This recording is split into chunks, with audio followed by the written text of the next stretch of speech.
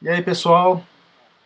E aí, pessoal, estamos aqui então começando uma série muito interessante de uma série de vários, né? A ideia é essa do programa Resenha Católica aqui com o meu querido Ranieri Oliveira. Como é que tá aí, Ranieri? Tudo tranquilo? Rapaz, tá tudo bem, graças a Deus, meu irmão. Tudo Joia, né? tranquilo, tudo na santa Tu paz. sabe que esse programa aqui tudo é culpa sua, né? Sabe disso, né? Muito bom, gente. Rapaz, é um prazer, homem. Então, Se toda a minha culpa for essa, eu tô feliz, maravilha. então. Nem peço perdão. Maravilha. Pessoal, então a ideia hoje é a gente começar essa série com uma obra muito importante, julgamos muito importante dos nossos dias, né?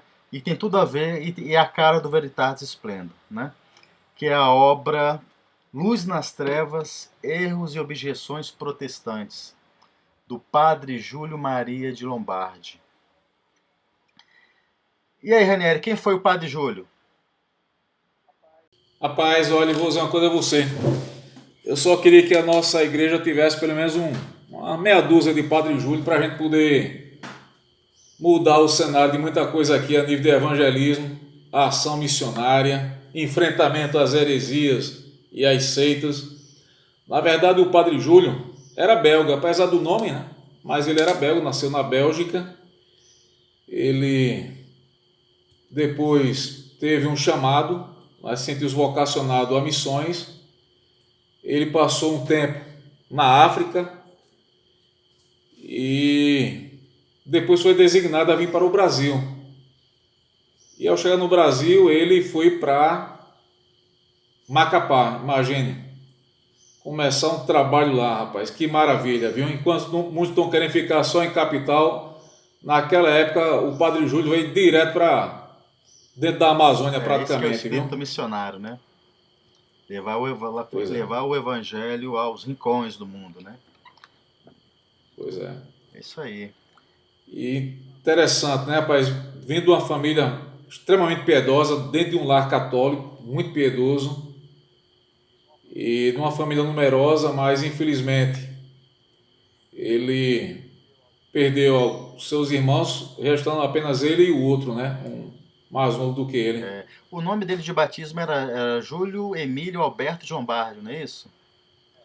É, mas depois ele mudou o nome para Júlio Maria. Ele tirou Emílio o Alberto, né? Emílio Alberto, né? Isso. E deixou Maria porque era muito devoto. E interessante, ele tem até um livro falando sobre a verdadeira É. devoção, né? O Tratado da Verdadeira Devoção à Santíssima Virgem. Ele era muito devotado, como todo e qualquer santo, apesar que ele não é Mas canonizado, tá com um mas processo de as ações beatificação em dele. andamento, né? Tem um É, processo em andamento rapaz. aí já. É, Mas por isso que teria que ser realmente alguém muito apegado, muito devoto à nossa mãe, a Virgem Maria. é verdade. Ele nasceu no dia 7 de janeiro, pessoal, de 1878, né? Belga, né? Da região de, eu não sei falar esse nome aqui, o Aregen, que se escreve assim com W, mas eu não sei a pronúncia correta, né? E o Padre Júlio realmente fez um trabalho missionário fantástico, maravilhoso no Brasil. Fundou pelo menos aí algumas casas, né? Algumas fundações. Deixa eu ver se eu consigo achar aqui. Ah, tá. Em 1910, né, ele foi nomeado para a fundação de um seminário da congregação na Bélgica, né? Em setembro de 1912, aí ele veio para as missões aqui no Brasil, como Ranieri nos disse. Em 1913 esteve em Macapá e terminou a sua carreira na cidade de. Tu lembra, Ranieri, a cidade? Mayumirim, Mayumirim, Minas Gerais, né? em Minas Gerais. Minas É, Gerais. rapaz. Rapaz, o povo lá é bem católico, viu? Diga-se de passagem, aquele catolicismo ali muito forte presente em Mayumirim deve-se muito Coisa ao linda, né? trabalho do padre Júlio Maria. E lá em Manhumirim, pessoal, ele fundou a Congregação dos Missionários de Nossa Senhora do Santíssimo Sacramento, né? Ou seja, dos missionários sacramentinos de Nossa Senhora. Você vai ver que nas obras dele tudo é Nossa Senhora, tão devoto, né? Que ele tinha por Nossa Senhora. Quer dizer, e é uma coisa belíssima, porque o apostolado católico tem que ter a Mãe de Deus, tem que ter Nossa Senhora, junto, né? É uma grande marca, né, da verdadeira fé. A presença de Nossa Senhora, como ela sempre esteve presente na vida de Nosso Senhor e na vida da Igreja Nascente. Isso é bíblico, tá, pessoal? E veja que essa fundação da Congregação dos Irmãos, lá em Maiumirim, só que antes ele já tinha fundado essa congregação feminina em Sim, Macapá, né? verdade, verdade. Das Irmãs Cordimarianas, né? Isso mesmo. Então foi um grande apóstolo. E essa obra que a obra de do Padre Júlio Maria ela é vastíssima. Mas vamos começar, mas tudo tem que ter um começo, né? Então vamos começar pela Luz nas Trevas e as Objeções Protestantes. Vaneira, como é que é a história desse negócio aqui? Como é que começou essa obra aqui? Rapaz, eu vou dizer uma coisa a você. O Júlio, rapaz, por que pareça, apesar de ser um polemista, a gente percebe que o Padre Júlio, pelo menos nessa obra especificamente que a gente leu, você percebe uma linguagem muito pastoral.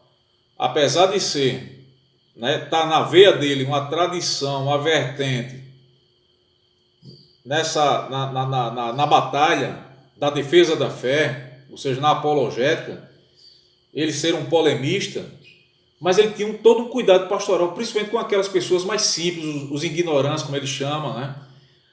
Você percebe que as palavras dele mais duras são mais direcionadas aos líderes das denominações protestantes.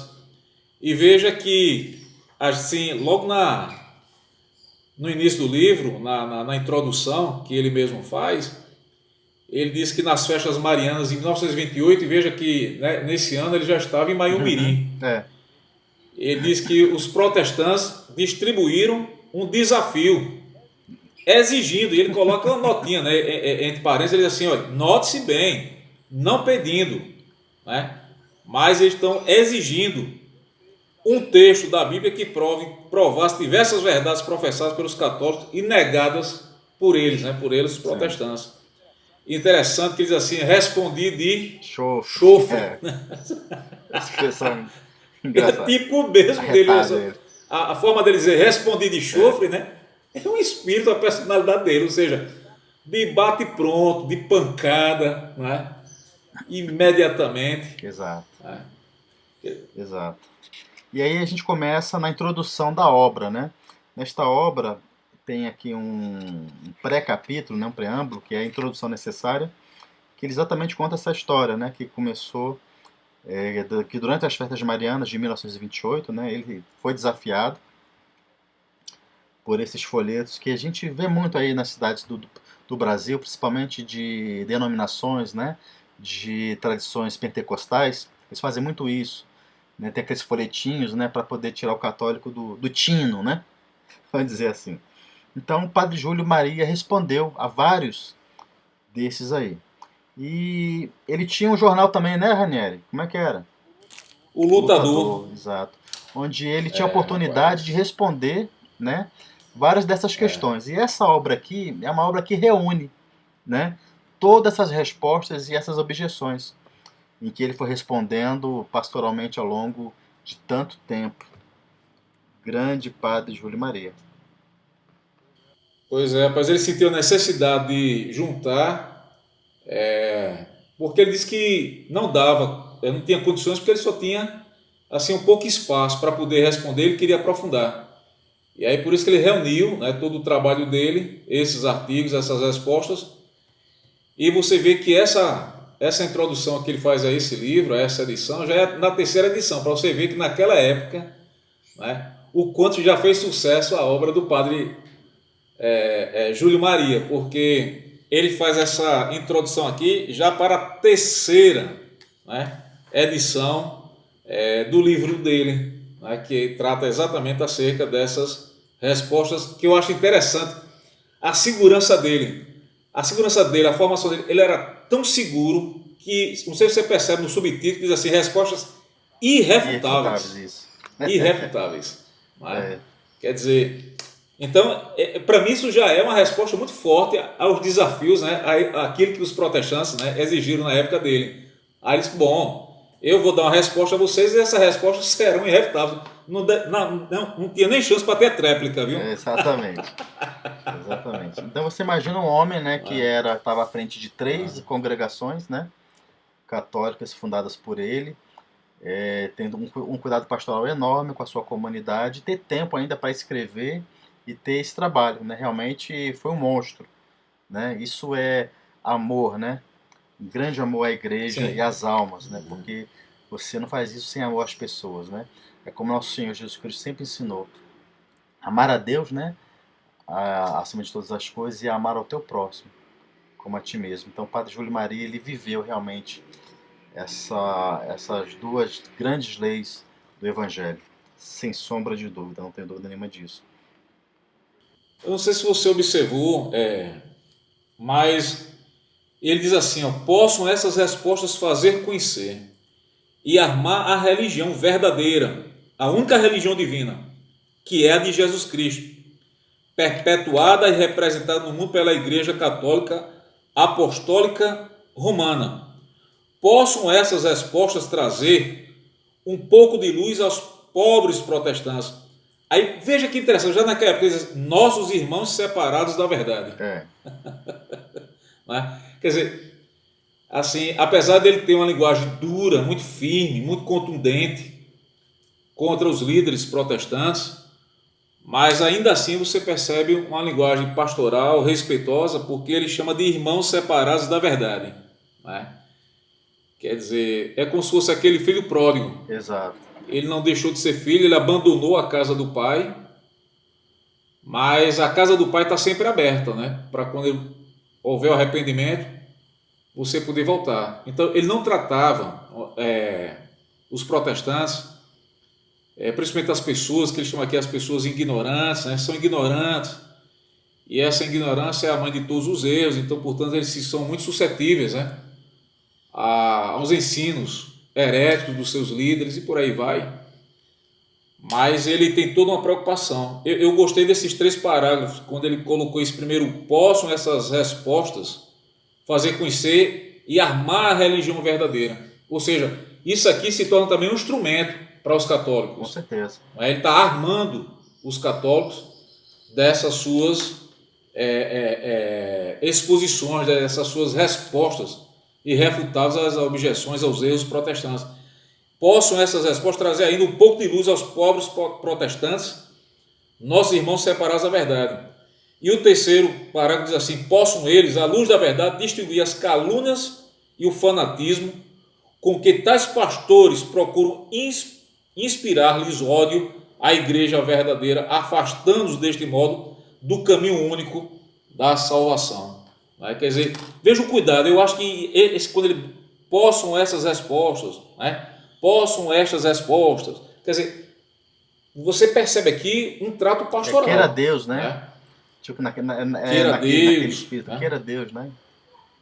Isso, perfeitamente. Quer dizer, não é simplesmente ele chegar assim, batendo de pronto, se armando dos argumentos e refutando os ex-protestantes, mas ele mostra aqui um objetivo pastoral, né? Ele chama as pessoas de irmãos separados da verdade, tá certo? Então, e muito interessante que ele bota aqui também, nessa sua introdução, que ele chama introdução necessária, né? Achei tão interessante, né? Ou seja, olha, não começa logo não, essa introdução é necessária, né? Leia a própria didática, né? Isso. Como ele era. Eu confesso que hoje eu sou suspeito de falar sobre o Padre Júlio, viu? Porque eu estou apaixonado, né, pelo trabalho dele. E possam esses livros, né, que são hoje editados pelas livrarias católicas, pelas editoras, né, essas pequenas editoras, como essa que eu tenho aqui na mão, que é a editora Castela. Você tem também uma versão da editora Calvário, né, tem também o Centro Dom Bosco, né? Tá publicando obras dele. Centro Dom Bosco, Realmente é um grande tesouro. Acho que a livraria Santa Cruz também publicou o livro dele, né? Grande tesouro, né? E olha só. E ele sim, não, desculpa. Sim, pode terminar. E aí, assim, dentro dessa pequena introdução, né, que ele chama necessária, ele tem uma frase aqui que eu gostei muito, que ele diz assim, ó, atacar a crença dos outros não é provar a autenticidade da sua própria crença. Perfeito, não é? Quer dizer, se você quer ser autêntico, ele vai falar sobre essa autenticidade lá na originalidade lá na frente, mas assim, não é atacando que você vai provar, né, que a sua crença ela é autêntica, tá certo? Então, esse tipo de calúnia, como ele chama, de ataques até gratuitos, odiosos, né, não está provando nada da autenticidade do protestantismo.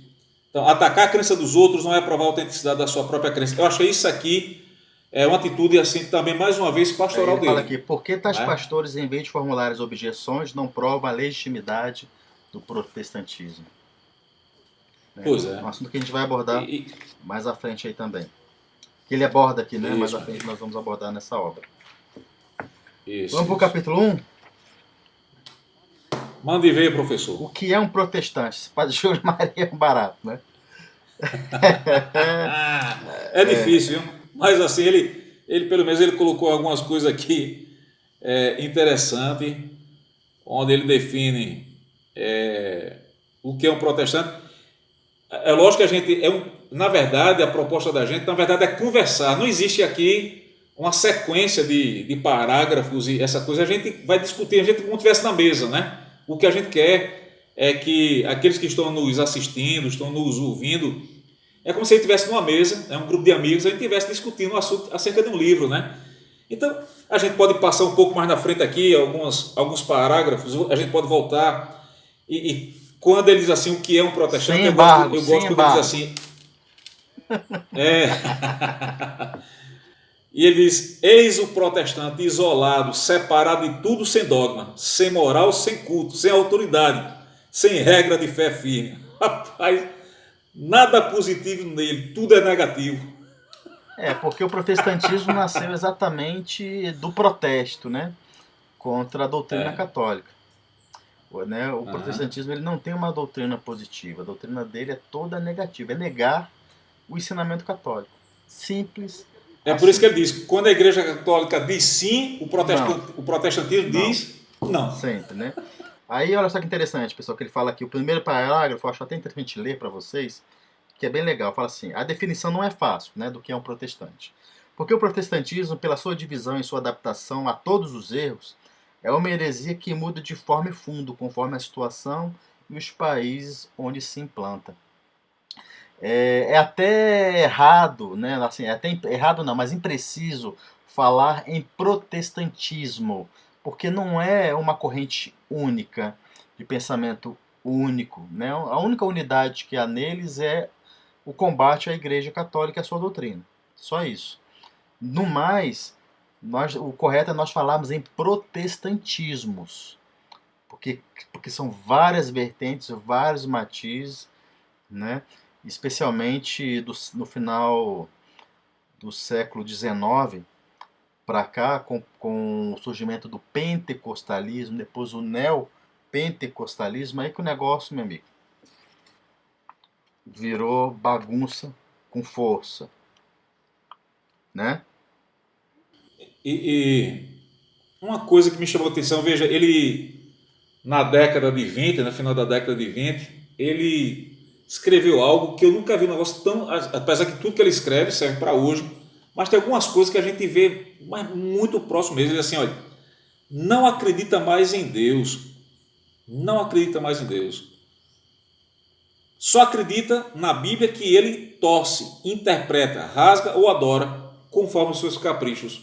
Apesar do que a gente vê hoje nessas seitas neopentecostais, não é? Eu não acredito, rapaz, que um indivíduo daquele ele possa realmente acreditar em Deus, acreditar no inferno, na condenação eterna, né? No céu. Quer dizer, outro dia tem pedindo R$ 1.000 aí, cada uma sementinha. Pelo amor de Deus, quer dizer, um sujeito desse ele não pode acreditar mais em Deus, não é? Na verdade, ele acredita, na verdade, ele acredita, ele se apropria, ele faz uso, ele instrumentaliza a Bíblia, a Sagrada Escritura, onde ele Exatamente, mesmo interpreta tirando do jeito que ele proveito da boa quiser. fé das pessoas, né? Da boa Isso, fé e isso. como é que é a palavra? Ignorância, né? Ignorância. Isso. Aqui nesse capítulo também é interessante que o Padre Júlio ele faz menção ao Padre Leonel Franco, dizendo que é o seguinte, que os descendentes de Isso. Lutero não são irmãos, né? Porque não tem a mesma fé, né? Só são pessoas que estão conjurando a mesma. São unidos na conjuração, mas não são irmãos, né? A sua unidade é de acesso à unidade da Igreja Católica, a unidade é a unidade católica hostilizada, né? Então, o protestante é isso. Em resumo, né? Ele não tem uma fé positiva, a fé dele é sempre negativa, é sempre em combate àquilo que a Igreja Católica sempre ensinou. E ele faz um contraponto aqui, logo em seguida, quando ele diz que a religião verdadeira é necessariamente uma coisa positiva. Tem dogma, moral e culto, determinados e positivos. Você vê entre os protestantes o que você mais vê é confusão. Até dentro de uma mesma denominação, há várias formas de culto. Não é?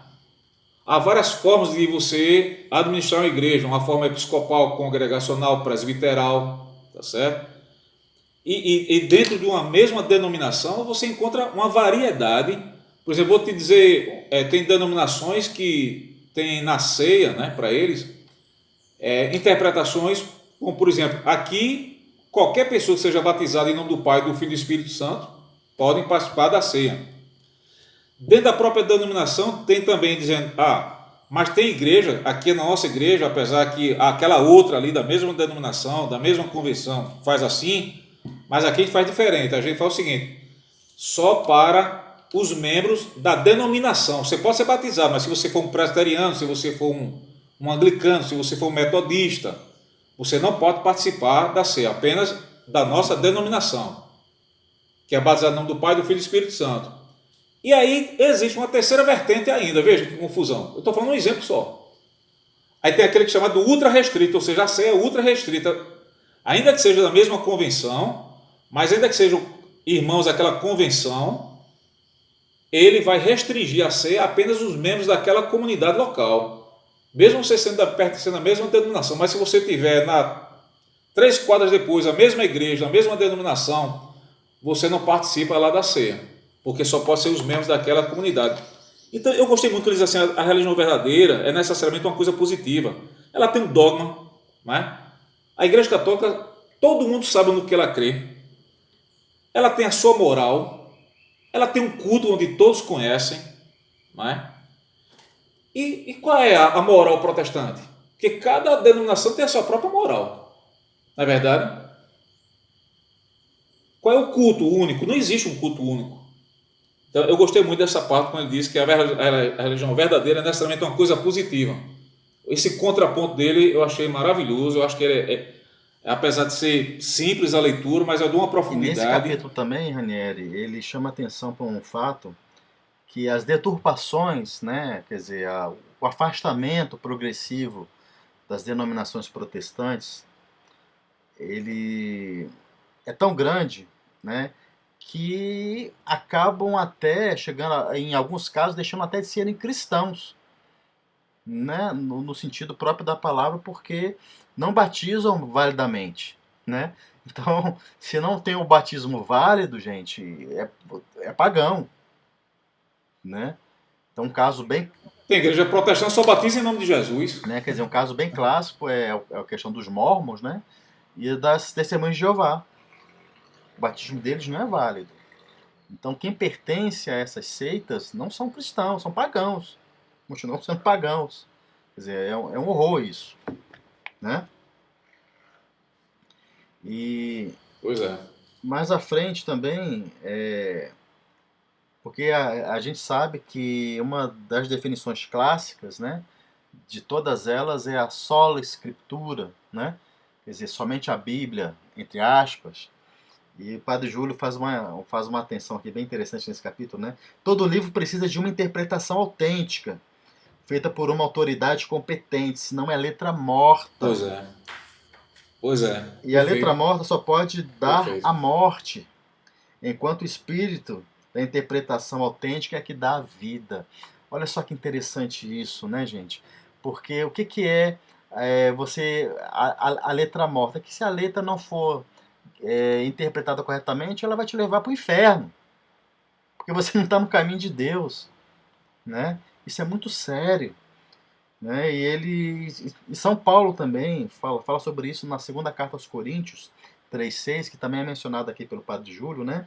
A letra mata, mas é o espírito que vivifica, né? Então, quer dizer, a revelação divina que está ali codificada na Sagrada Escritura, ela não está ela não está ao arbítrio, ao sabor da cabeça dos homens. Não, né? Deus sempre colocou o seu magistério, né, para lhe interpretar as palavras. Sempre foi assim, né? Moisés, os juízes, os reis, no tempo de Cristo, os escribas e fariseus, né? O próprio Cristo fala que os escribas e fariseus estão sentados na cadeira de Moisés. E com Cristo vem o que? A igreja. Então esse magistério se realiza plenamente na igreja de nosso Senhor Jesus Cristo, né? Estabelecida ali sobre os apóstolos. Isso é muito importante falar.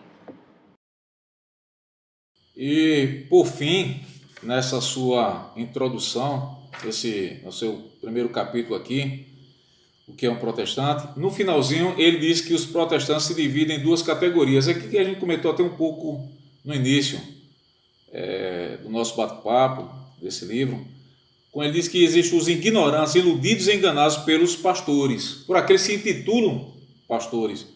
E tem os pastores, aí ele chama enganadores por interesses, verdadeiros mercenários, que enganam para ganhar a vida. Quer dizer, então ele já vivia uma situação naquela região onde ele percebia uma prática mercenária, inclusive, de pastores. E eles só chegavam àquele ponto de serem pastores porque eles tinham um único objetivo, que era atacar a Igreja Católica. Não é? E infelizmente, essa segunda categoria, a gente vê muito mato entre as seitas pentecostais e neopentecostais. Isso. Né? Infelizmente. Outra coisa interessante também nesse capítulo, que é que o Padre Júlio também fala que os protestantes não têm uma Bíblia completa, né? Eles têm ele fala a palavra aqui, uma Bíblia falsificada e truncada.